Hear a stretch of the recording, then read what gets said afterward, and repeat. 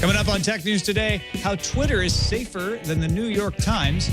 Did Yahoo get uglier or prettier? We'll make a call, maybe. And also, Nissan wants to beat Google to self-driving cars. All that and more coming up. Netcasts you love. From people you trust. This is Twit. Bandwidth for Tech News Today is provided by CacheFly at CACHEFLY.com.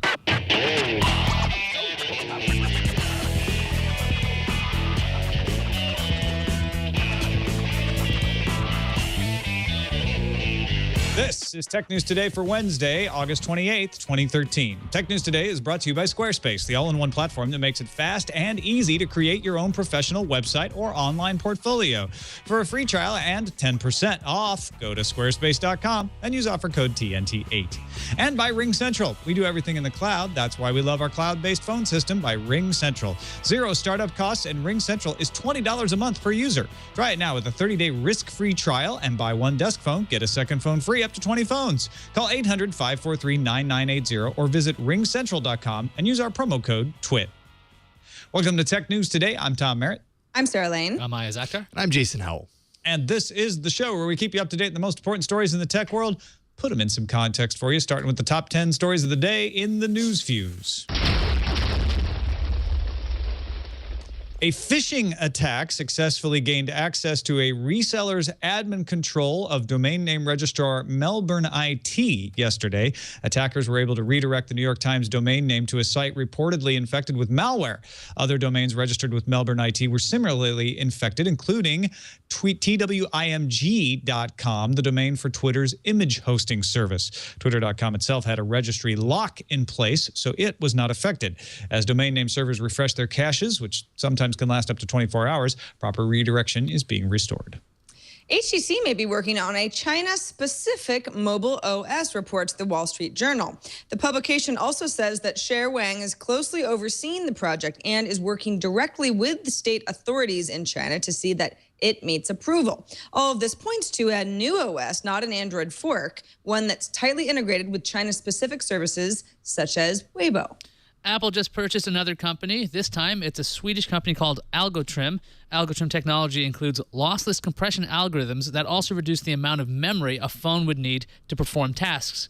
For the past few years, Algotrim was focused on Android-based phones, but that'll probably stop since, and Apple is not exactly Android-friendly. I used to take Algotrim. I lost like 10 pounds. The Nexus 4 phone just got really inexpensive. The 8GB model is on sale through the U.S. Google Play Store for $199, while the 16GB model is $249. If that doesn't sound cheap to you, you're forgetting those prices are without a contract, unsubsidized prices.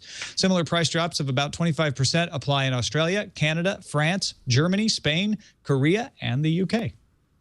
Parallels is bringing its virtualization software to the iPad. They've done something similar to iOS before, but this is the first one dedicated specifically to making hard software, and documents from Windows and Mac machines work in a native way on the iPad, complete with gestures. The new app, which is priced at $80 for a one-year subscription, covers one device. Additional devices that get virtualized cost another $80, but it also comes with a number of features like an app launcher, app switcher, and a dedicated keyboard.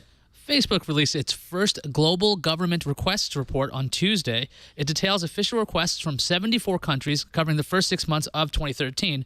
Facebook didn't explain why the requests were made, but disclosed the number of total requests for each country. The U.S. led the pack by asking for information on over 20,000 users. Facebook said it hopes to publish similar reports every 6 months from now on, and hopes future reports will contain more information about requests they receive from law enforcement. We're number one, USA. USA. Andy Palmer, Nissan's executive vice president, told reporters yesterday that Nissan will be able to bring multiple affordable, fully autonomous vehicles to the market by 2020. Nissan demonstrated the cars, which they have developed in-house, although they say they don't preclude the possibility of working with Google or others. Nissan's system does not have to be connected to the internet, unlike the Google one. Nintendo is releasing a new version of the 3DS, the Nintendo 2DS, a cheaper 2D only handheld console compatible with 3DS and DS games. It's priced at $130, so it's $50 cheaper than the 3DS. The company also announced a $50 price cut for the Wii U ahead of the release of the PlayStation 4 and Xbox One, getting a little competitive there. The 2DS will retain the same features as the 3DS, except, of course, that 3D display. Has the same stylus, has Wi-Fi, comes with a 4 gig SD card. 3DS games are still more expensive than what you'd get on iOS or Android, but Nintendo is betting that price tag would be worth it. I'm waiting for the 1DS myself. Just one line. A paperweight. Vic Condotra announced on Google Plus that Google Hangouts are switching to 720p HD video. A select group of users may already have access. Google will drop H.264 codec for its own VP8 codec, and that new codec will require less processing power, which means most computers should be able to handle 10 720p video streams at once, as well as higher quality, lower bitrate streams across the board. The H.264 plugin will still be supported for browsers that do not support VP8, and the next step is to upgrade WebRTC. Public Intelligence published an unclassified document designed for EMS, police, and security personnel that says the U.S. Department of Homeland Security and the FBI are aware that Android is a primary target for malware attacks. The report says 79% of malware threats are on Android and that SMS Trojans represent nearly half of the malicious applications circulating today on older Android operating systems. This episode of Tech News Today is brought to you by Squarespace, the fast and easy way to make a portfolio, a gallery, a blog, whatever kind of site you got a business out there you want to do. Check out Squarespace. I use them myself. We use them on Sword and Laser, and we use them. I use them on my book website, and you can use it too. Some of our audience members are already using us. We've been asking people to send us tweets with a link to the amazing sites they've built using Squarespace. And we've gotten some awesome responses from folks, all kinds of cool stuff out there that we've been showing off. So some of the reasons that they're using it, though, they're constantly improving the platform. It's easy to use. I was able to update the calendar on Sword and Laser just yesterday with just cut and paste, highlight, put in a link. It's easy as pie. And almost as tasty as pie. It's inexpensive. It starts at just $8 a month and includes a free domain name if you sign up for a year. Every design automatically includes a unique mobile experience that matches the overall style of your website, so your content will look great on every device every time. And even their code is beautiful. They win awards for customer service. They got the Gold Stevie Award. They win awards for design. Start a trial now with no credit card required. You don't have to give them anything but an email address. It can be any email address, just so they can send you the login link. Start building your website. When you decide to sign up for Squarespace, make sure to use this offer code TNT8 to get 10% off and to show your support for Tech News Today. Don't forget to send a tweet with that hashtag TNT Squarespace, and we could be choosing your Squarespace site to mention in a future episode, like we were showing themusicservice.net today in the video version. They did a great job using Squarespace. Start that trial. No credit card required. We thank Squarespace for their support of Tech News Today. Squarespace, everything you need to create an exceptional website. Joining us now to discuss the stories of the day, very happy to have Jonathan Strickland with us from FWThinking.com, of course, the Tech Stuff podcast. How's it going, John? Good to have you, man. Things are going great, Tom. Thanks for having me on. I'm looking forward to talking about some exciting and positive news stories. Let's start with a big old hack then. The NewYorkTimes.com went down. In fact, it was still down for some people this morning, but it actually didn't go down. It was just the domain name got hijacked. This happened to Twitter's images as well, as we mentioned in the news fuse. What happened was bad name server records were pushed to the VeriSign registry through the New York Times and Twitter's registrar, Melbourne IT. DNS.ewr1.nytimes.com is what you should have in the DNS record for the New York Times, and it was changed. Somebody looked and noticed, hey, wait a minute, why does it say ns5.boxsecured.com? The attackers had phished access to a Melbourne IT admin control panel.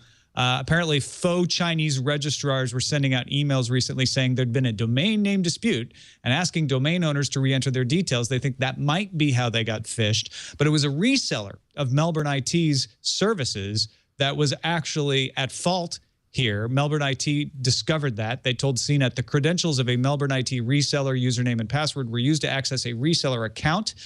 VeriSign fixed the records and locked the account so that they couldn't do it again. But records are cached for up to 24 hours by ISPs, so a lot of them hadn't refreshed, and so the New York Times was still down. They actually changed to nytco.com for a while, their corporate site, so you could still get to them and they could still post stories.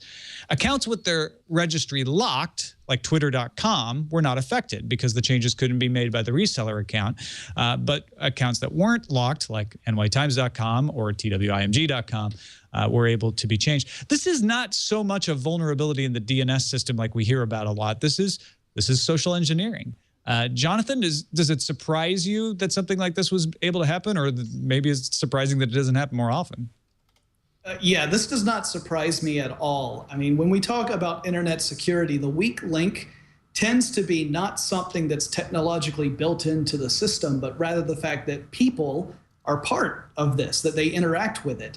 And we are the weak link. So when the robots come, they'll clearly wipe us out because obviously we're the insecure part of the secure systems. But I mean, this is something that we see all the time. The Hollywood presentation of hacking is always someone trying to brute force their way into a system. But in reality, the thing that works often the best is that you contact someone who already has access to that system, and you either convince them or trick them to sharing that information so that you can access it. In this case, I think it's kind of interesting. We've got some good parts and some bad parts here. One of the good things is that they weren't able to access databases full of information. So in other words, they couldn't just mine Twitter for all the data that was there for user profiles. But because that's not what the attack was. It wasn't attacking Twitter servers. It was attacking the actual rules that the internet uses to route traffic. The bad thing is this is the backbone for the way that traffic goes across the internet. And it's not just web browsing. This is everything. It's everything from email. So email gets affected to everyone who has an address that corresponds to the domain names that are affected. This is bad news, and it really is an eye-opener to let companies know they need to really train their personnel well to respond to these kind of requests in a responsible way that does not end up handing over the keys to the kingdom. And something like two-factor authentication could help in a system like this, because even if you phish the username or password, it's much more difficult. Some might say impossible. I rarely want to say that in any kind of case like this, but it's much more difficult to figure out the algorithm behind the two-factor authentication, even if they put in one of the second-factor tokens there. Or if you're using something like YubiKey, it's even better. So I think Melbourne IT has said we've increased our security. I hope it's something like that. Yeah, I think that Melbourne IT was being really responsible in that they're being very transparent about what has happened. And it actually impressed me how quickly they came forward and said, this is a fault on our end and we are addressing this. I thought that was a refreshing change compared to the way some companies react when these sort of things happen. I also think that the registry lock idea is great in that this allows you to make sure that automated updates don't happen, that things that changes that happen on one end don't automatically reflect on your end. You can actually go in and choose when to update things. And just a registry lock can at least, it may not completely negate any attacks, but it's another defense against that sort of thing. Yeah, I agree. And hopefully this will help us to be more secure in the future. I went and go and check your locks if you own domain names. Make sure you got them secure. Let's talk about Yahoo giving a new facelift to some of their sites. Sarah? Yeah, redesign of 7 of Yahoo's more popular different verticals: Yahoo Sports, Yahoo Movies, Yahoo Music, Yahoo TV, Yahoo OMG, which is the celebrity site, Yahoo Games, and last but not least, Yahoo Weather. So I am actually seeing updated versions of all of these Yahoo sites already. The company says if you don't, you will start to see the new designs over the next 2 days if you live in the US. This is according to Mike Kearns, who's the senior VP of Yahoo's homepage and vertical products. So what's different? Well, besides the fact that there's some cosmetic enhancements, if you go to the sports page, for example, It's supposed to be easier now to explore a variety of leagues. If you're interested in the NFL or NASCAR or the NCAA, it should just be easier to follow the sports that you're interested in. Also, they've refreshed their fantasy game for those interested in following along. Of course, this is fantasy season right now. In the movies section, you can now sort by theater or movie when searching for showtimes. Couldn't do that previously. And then the weather page finally looks a lot more like that weather app that Yahoo released earlier this year, which was really beautiful and got a lot of accolades from people who appreciate good design. This, of course, is all kind of coinciding. It's running up to the new Yahoo logo that shall be unveiled next week on September 4th. Jonathan, have you looked at these sites? Do you like them? I have to say they still seem kind of cluttered to me, but I think they're moving in the right direction. I was going to say the same thing. I'm looking at it right now. The changes have been rolled out for me, and I can take a look at them. It looks a little cluttered.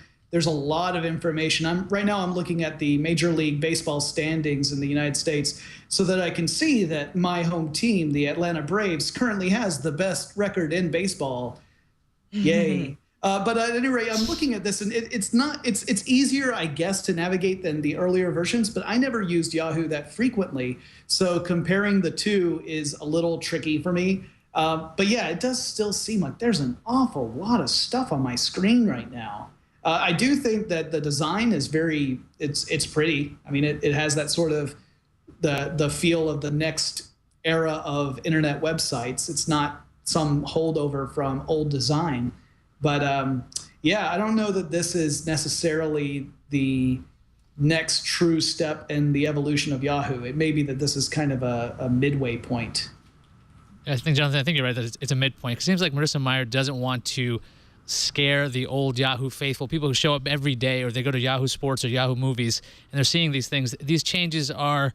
It's very similar to what it used to be. It's a little bit neater, and it seems like what they're trying to do, instead of having all this white space, now they seem like they've color-coded things. If you go to the movie section, there's a lot of this transparency stuff. It's almost like iOS 7, lots of transparency, or Vista even. Behind all the text is something that gives you an idea of where you are at. Yahoo Sports, you got a big green field. Movie theater, you have a movie theater screen and these chairs. So even if you're just at a glance, you have an idea what it is. I think the Yahoo Weather one is actually the most interesting one. I think that's really where they're going to be going because that's what they did with their apps. And this one could sustain the biggest change right away because Yahoo has already introduced this. So I'm thinking this weather one is really the one that we're going to see further and further from now on. Yeah, I think for people who use these kind of sites in this way to get these various pieces of news, it's a nice change in design, and I think that it'll resonate more with them. It's just this is not the way I tend to gather information. I don't tend to go to one site and then go to a sub-site. I usually rely upon a search engine and just look specifically for the information I want rather than going to like a hub site.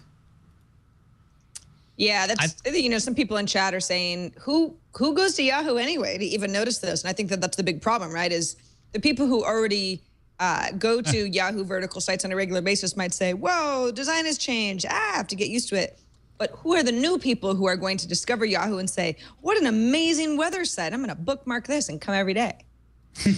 Yeah, I mean, we heard that story earlier that Yahoo was the #1 unique user on Comscore. So the most people are going to Yahoo. It may not be you or me, but a lot of people are going there every day. And this is an example of what I think is a slow build of Marissa Mayer changing that perception of what Yahoo is. It's not going to be a dramatic change over there. It's going to be an evolution, and this is another step in that. Nissan wants to change the way we drive cars. You usually think about Google when we think of self-driving cars. Nissan's trying to steal some of that thunder, right, Ayaz? Right. So Nissan says it has plans to offer cars with self-driving technology by 2020. Nissan's executive vice president, Andy Palmer, said Nissan Motor Corp pledges that we'll be ready to bring multiple, affordable, energy-efficient, fully autonomous driving vehicles to the market by 2020. And he also said that Nissan is building a proving ground in 2014 to test out these autonomous cars. Nissan even did a demo of a self-driving Leaf that used a combo of radar sensors, cameras, and lasers to navigate. Now, during the demo, the Leaf was able to slow down at a stoplight, was able to swerve to avoid a dummy pedestrian that was thrown at it, and all the technology is in the car, so it's not connecting to the internet like the Google self-driving cars are right now. But Palmer said that they can't preclude working with Google, so they might talk to them when it comes to self-driving cars. Nissan actually does have some relationships with Google when it comes to other technologies. And Palmer said the challenge isn't the technology, but the challenge really is the regulatory framework. Jonathan, in the year 2020, do you think we'll have all this regulatory stuff figured out to the point we'll actually be able to buy and use a self-driving car? I certainly hope so. I'm not a driver, so this sort of thing is very interesting to me. And I live in Atlanta, which is a crazy driver-centric city. It's not easy to get around here if you aren't regularly driving a car. So I would really love to see this happen. I think there are going to be some pretty big regulatory hurdles. It's going to be difficult. I mean, it's going to have to be one of those things where it's proven time and time again that the automated cars are more safe than even a typical driver is. And I think that most of us kind of feel that way, maybe not about our own driving. I think everyone thinks of themselves as a great driver, but by looking at how other drivers behave, you could just easily say to yourself, man, if that was an automated car, this would not be happening right now. I would really hope that we can get through that regulatory battle. I think there's also going to be a battle, at least among a certain subset of the culture, that is going to be worried about the other implications of automated cars. Nissan's approach of not having it being internet connected, I think, goes a long way to address those problems when you have people worried about a car tracking where it is you're going all the time. If it weren't for things like the NSA story breaking earlier this year, that would probably be part of the conversation. I think it's going to be a bigger part of the conversation moving forward. Or not? All right. I feel like this is all, I don't want to say ground we've rolled over before, but it's sort of making me wish we would get the cars on the road soon, right? That we just like be able to try them out. We're going to have to wait a little while for that to see how this all plays out. Because I think you guys are raising all the right points about the concerns and the things that need to happen. And I want this. I want this self-driving car. Absolutely. It's almost like by the time Nissan says, listen, the technology is not the problem. We are good to go. It's all, just a regulatory issue. And we're not going to be able to get ahead of that issue until at least 2020. I mean, if they're saying 2020, then, it's probably an optimistic look into the future. It still seems pretty far. So, the more I hear about this, I'm like, they're just sitting on this capability that we could all take advantage of. Let's do this. Yeah. All right, let's take a quick break and thank our sponsor for today's show, Ring Central. The Twit Studio in Petaluma. It's now, what is it, 2 years? Is it really 2 years old now? Mm-hmm. Is that right? That's crazy. Yeah, but when we built it, we were building it from scratch. And one of the things Leo wanted to do was not have to spend a lot of money on a PBX system, the old system for putting phones at everybody's desks. But we had people at desks now in a large space. Ring Central was a no-brainer. Russell suggested it. Zero startup costs, no PBX hardware to install or maintain. And Ring Central lets you easily customize all your call handling. We can get our voicemail in email where we're living. We live in email, but now the voicemails go there too. We can even get our fax messages right on our smartphones. If somebody needs to send us a fax, which they still do, much easier that way. Now they have a new feature. It's the Ring Central app for Salesforce.com. You can integrate all your phone calls with your CRM system seamlessly. Great for sales staffs. Create new records for contacts and leads. Create real-time notes while you're on the call. It really makes your CRM more productive, and it's easy to use. Ring Central offers all-inclusive pricing as low as $20 a month per user, and you can start right now with a 30-day risk-free trial. They have a special offer for our listeners. When you buy one desk phone, you get a second phone free, up to 20 phones. So call this number designated for our listeners, 800-543-9980. That's 800-543-9980. Once again, 800-543-9980. Or you can go to ringcentral.com and use the promo code TWIT. That's ringcentral.com, promo code TWIT. We thank them for their support of Tech News Today. All right, we heard about the Parallels app from Sarah in the News Fuse, and I'm going to attempt to do a little demonstration of it right now on the laptop I'm using to chat with.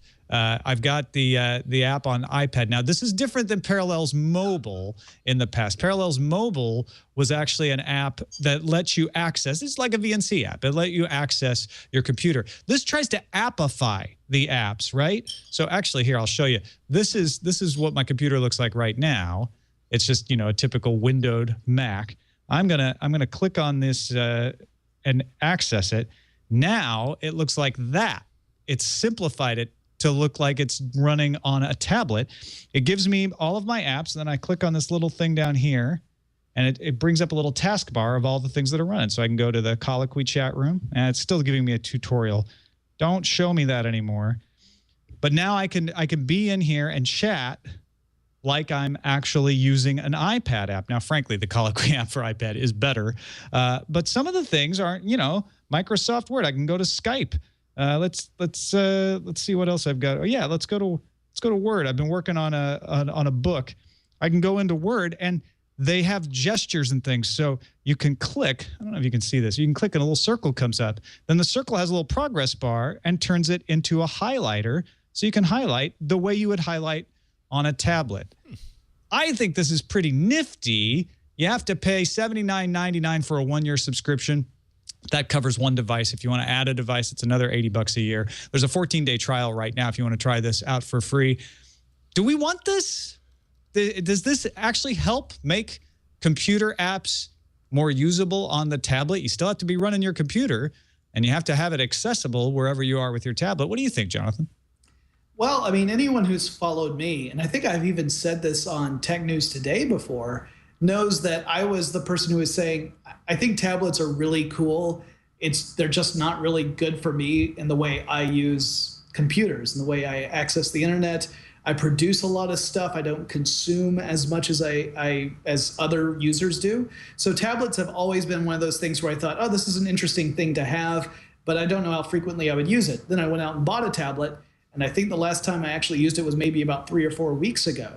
So for me, something like this that increases the use case scenario of things that I could use a tablet for, this appeals more to me. I'm not sure that this implementation in particular is something that I would look to as finally the killer app that gets me to go out and buy a tablet and subscribe to this service. But it's certainly more of a step toward what I would typically think of when I use computers. Yeah, trying to bridge that gap between a laptop or a desktop to a tablet, there's always a sticking point because you have the small targets of a desktop, so you always have the cursor involved. What Parallels is doing, though, they've changed some of the conventions, or they've translated them. There's a lot of gesture-based stuff that you would normally need a keyboard and mouse for. That, I think, is actually an interesting hook because you can have lots of different functions that bring your laptop screen to your tablet, but you still have to work with the old style. You have to maybe bring up the virtual keyboard to hit shift and then right or left keys to start selecting. But to convert those things to tablet-friendly gestures, that I think is intriguing to differentiate it. Although I don't know how often people are going to use this, and that subscription fee seems pretty high unless you always need access to that particular, this particular kind of Mac or Windows machine. One of the things the chat room is saying is VNC already exists. I've been doing that for years, and I probably did a bad job demonstrating this. But what they're trying to do with Parallels is not just Parallels Mobile, which is just VNC, and you've been doing that for years. They're changing the aspect ratio. They're changing the interface so that it's easier to use your desktop apps on the tablet. They're changing the way it works. And you may say, oh, my VNC app does that. You do these different gestures. But they've really gone to great lengths to make it natural tablet movements that do this. So the swiping, and like I showed you with the holding the press to get that different highlighting. So your highlighting actually works the way it does on other iPad apps. I think that is different. Using it this morning, though, writing in TextEdit, it's I don't want to say it's buggy. It maybe needs a learning curve, but it's definitely not as smooth as working on your laptop. And am I crazy? But I have friends who say, oh yeah, now that I have a tablet, I never use my laptop anymore. I can't get along without my laptop. A tablet is just a supplement. It doesn't replace it for me. Right. Yeah, right. I'm with you. And I mean, I'm obviously a tablet lover, but I don't think that even with an external keyboard, using my iPad can actually replace my laptop in all senses. I also have several tablets that I'm using at any given time, so maybe I'm not necessarily the Parallels market, but I feel like $80 for just a single device when you may have a couple of devices, that sure would be nice. I mean, that's not chump change. If I want to cover both of the iPads I used daily, then now we're up to $160. So I think it seems a little steep, But again, if you're really interested in some sort of a native experience on your iPad, it might be worth it. All right. What also might be worth it is getting Time Warner Cable's new app for the Xbox 360 if you're a Time Warner Cable subscriber, because there's a great new feature, Sarah. Yeah, so Time Warner Cable TV app has come to Xbox Live. So it joins both Verizon and Comcast that have apps as well as this. It's now available for download from the Xbox Live Marketplace. If you're already a Time Warner Cable subscriber, you now have, and as well as an Xbox Live Gold member, you now have access to 300 TV channels, depending, of course, on the cable package that you have, like AMC, BBC World, Bravo, Comedy Central, the Food Network, CNN, the big stuff. Also enables you as a user to navigate through TV shows and basically bypass the cable menu that you probably don't like. Music, movies, using voice and gesture control through the Connect peripheral. So that's pretty cool. Time Warner Cable says this will not apply to data caps. Now, we've talked about this. We've talked about this in the past as it applied to Comcast. Remember back when Comcast had a Netflix app and it seemed to go around data caps, people said, well, wait a second, that shouldn't be right. And the Comcast argument was, well, any videos viewed via this app is getting delivered through our company's private IP network, not through the public internet. So it shouldn't really be subject to regulations as far as data caps go. Time Warner Cable basically said the same thing to GigaOM. They said the content won't apply to data caps because this isn't an internet offering. So the idea is that ISPs, like these guys, can provide internet services, but if they route those services through their own managed networks, they basically sidestep regulation. Now, you might say, well, if I'm a Time Warner Cable subscriber and I've got this app now and I like the interface and it's not contributing to my data cap, is that not a good thing? Well, puts Time Warner Cable and certainly the Xbox interface in a lot of control. Jonathan, where do you stand on this whole issue? Well, yeah, I don't like the sidestepping of net neutrality. I don't like the idea. I've never liked the idea that the people who own the pipes also own some of the stuff that's in the pipes, because that gives you that motive to favor your stuff over everybody else's. And in this case, there are different arguments about the fact that it's not public internet, it's this their own connections here. But it really still, for the consumer, what this means is that if you're going on there and you're going to find a really compelling experience through a specific app that links through your ISP, if you happen to be using one of these big companies as your ISP, and then you start to ignore other good services that don't have that advantage, that really does strike me as unfair. And as a consumer who likes to have choice, that really bothers me. I would much prefer that everyone's got the level playing ground and I can choose my services based upon the perceived value I get from them, as opposed to the fact that the deck has been stacked. Yeah, I look at this and I see a need to pull out the old bandwidth cap special that we did on Twit last summer. It is true that Time Warner is not incurring the costs of bringing in outside data to deliver this data to you. If you believe that the data they're getting from outside puts a cost on them and they need to recover that cost by putting a bandwidth cap in place and charging you for higher bandwidth use, then this does make sense because they're delivering it straight from their internal service. So the cost is all borne inside of their network. But the lie is that there is a huge cost in bringing this data in. It's an interconnect. It's a switch. It's a blinking light. And the only cost to that is actually bringing people in greater numbers and maybe saying, oh, well, I have to add more ports. And as we've seen, some of the folks out there don't want to add more ports. And that becomes a fight. But that's a backbone end thing. And there's a peering relationship there. And when you're an ISP, you're complaining that people are sending data to my customers. Those ISPs limit the outgoing data. Remember, your upload is always lower. Why? Because people don't upload. So if anything, the ISPs, you can make an argument that they're actually consuming too much bandwidth, and it's an unbalanced peering relationship. But that's not the conversation that actually happens out there. So this is all a way for the ISPs to try to figure out how to better monetize things. And frankly, I think it's one that's dying. So hopefully Time Warner just gets rid of their bandwidth caps. Yeah, exactly.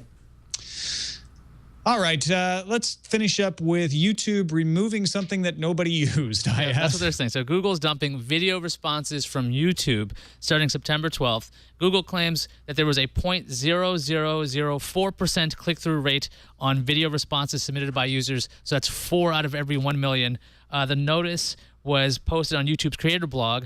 The video responses were supposed to be a way to create a conversation, an interaction with viewers. Now, YouTube says the best way for fans to do this is to use your video titles and make sure they're responding to another video. That way, they're also working on ways to include sharing video links in the actual comment section. Now, in the comment section of the actual YouTube blog post where they announced this, a YouTube content partner, Robert Jones, claims that YouTube is trying to kill the community. He says the video responses were a way to get around the limits of YouTube comments, and he actually made a little video himself. The point of video responses is not a click-through rate. That's what spammers want, is they want a click-through rate. The point of video responses is a conversation between myself and you, the person making the video response. That's one view. If I watch a viral video that has 1 billion views, I am never, ever, ever going to scroll past the bottom fold because they're consistently spam. And that's the reason there's a 0.000004 click-through rate. It's not because people aren't using the tool. It's because, as YouTube states constantly in all their promos, they have 1 billion unique visitors every single day that watch a couple of videos every time. Most of those viewers are watching viral videos. Yeah, so that goes on for about 7 minutes. So he does explain that. Jonathan, do you think that YouTube killing video responses, is this actually killing a community, or is YouTube not really supposed to have a community? Well, I don't know that. I would never say that YouTube is not supposed to have a community. I remember that there were a lot of people who are arguing that YouTube video responses helped get around the limitations of the YouTube comments, which has a character limit. But if you've read a lot of YouTube comments, you're probably thankful for a character limit. As someone who frequently reads through YouTube comments, I feel that way.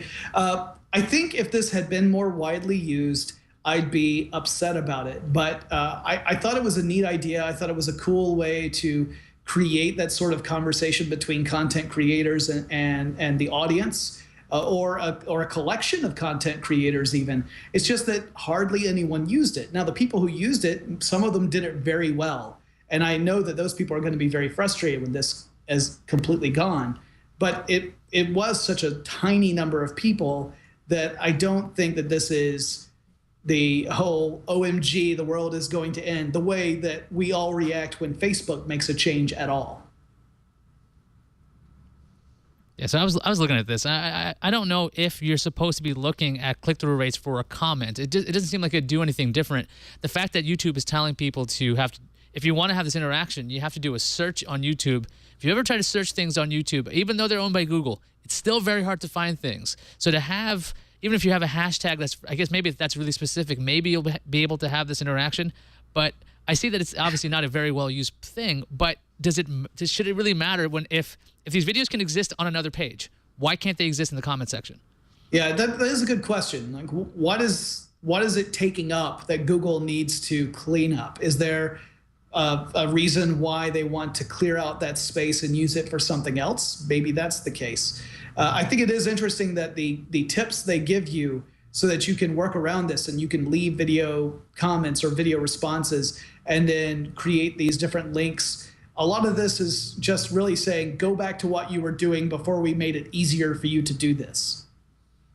We'll see if the outrage matches Google Reader's demise. Maybe there'll be lots of different things. I mean, I'm trying to figure out, obviously not a lot of people are clicking through. Okay, that's fine. But what does it hurt YouTube really to just at least give a small number of people the opportunity to have video responses? Maybe it just seems like, hey, this is a feature that not enough people are using, so there's really no point in having it because it mucks up comments already. Well, and you have to maintain it, right? Whenever you change something in your community system, you're going to have to change the way that the video thing fits in there too. Yeah, and to be fair, this is Google we're talking about. I have a feeling Google has a level that they expect all products to reach, and anything below that will eventually get killed. Since we see that with things like, Google Reader, which I'm still hurt over. All right, let's move on to the randomizer. We had a straw poll today for our live audience on 4 stories. One was the words being added to the Oxford Dictionary: twerk, selfie, Bitcoin. That got 14% of the votes. New keyboard accessory that shocks users when they try to go to Facebook, 18%. Very close second, mini classic Macintosh created with Raspberry Pi, runs System 6. We'll leave that link in the show notes. You may want to check that out. It's pretty cool. But also pretty cool is the winner at 35%. When I Think You Move, researchers achieve brain-to-brain interface. Researchers at the University of Washington have taken all this research where, like, we can move a ball with our mind or we can control a roach with a computer. And they had one person looking at a computer where it was a video game that you needed to fire at something. And they had their brain connected to another person who was sitting at a keyboard, not looking at the screen, with their finger on the spacebar. The spacebar was the fire button. And the person who was looking at the screen would think fire or think hit spacebar, and the other person's finger would twitch and hit the spacebar. He was controlling the other person's finger. So yeah, I'm waiting for the consumer version of this so I can finally be good at Halo.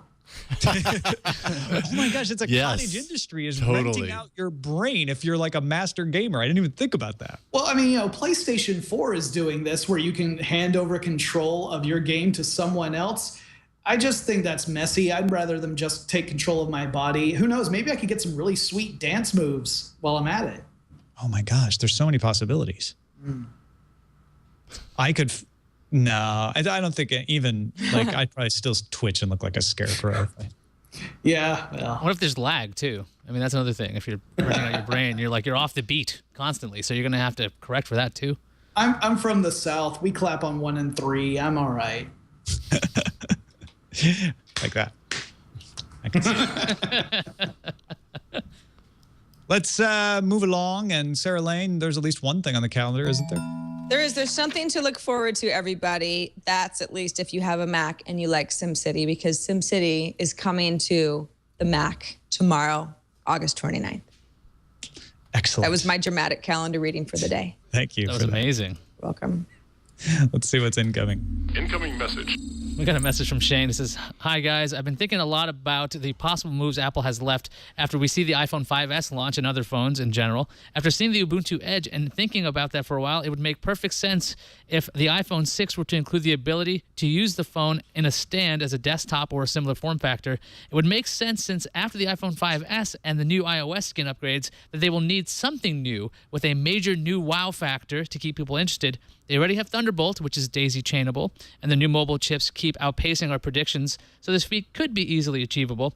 As far as putting something like OS X on it, I don't think they would do that just yet. Instead, I think they would have an OS X-like UI for a desktop mode, which could also talk to the phone directly like the Edge. So do you think Apple going with the Edge style?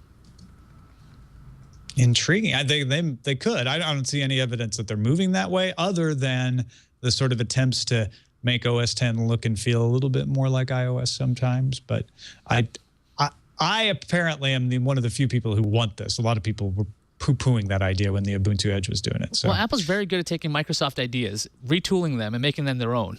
And that's basically what Windows 8 is, right? You got the desktop mode. I'm sure they did the same thing with tablets, right? Microsoft had the awesome tablets, less than awesome tablets, and then Apple. Wait, did you say Apple takes Microsoft's ideas? That's correct. I did say that. You remember the tablet PC thing, 2002? Didn't work? I see what you're saying. I thought you were thinking like interface things like that. You used like industries and form factors. Not that way. Yeah. Not that way. No. Gotcha. All right. Well, that brings us to the end of the show. Thank you all for watching, and thank you, Jonathan Strickland from HowStuffWorks.com and FWThinking.com. What's going on with your shows these days, man? Well, we just wrapped shooting the first season of Forward Thinking. So that was 35 episodes. They are still publishing, so that'll continue for the next few weeks. But that's really exciting. I'm so proud of that show. If you haven't seen it, go to FWThinking.com. We've worked really hard. I think it's turned out great. It's all about the future, everything from future technology and science to social issues. We actually did the future of storytelling as an upcoming video, and it was one of the most rewarding philosophical discussions I've been part of. So I really am excited about that. Awesome, man. I'm looking forward to that too. With forward thinking, look forward to it. fwthinking.com. Also, don't forget, folks, about our subreddit, technewstoday.reddit.com. Get in there and vote. Tons of you guys are submitting links, and there's great links in there. But don't forget that voting on the other links is important too, because that's what we look at. Like, oh, okay, that thing's got a couple thousand votes there. Let's pay attention to that. technewstoday.reddit.com. Don't forget, we will also be on the web anytime you want us, twit.tv/TNT. You can email us. Our email address is tnt@twit.tv. And, of course, you can find us via the phone at 260-TNT-SHOW.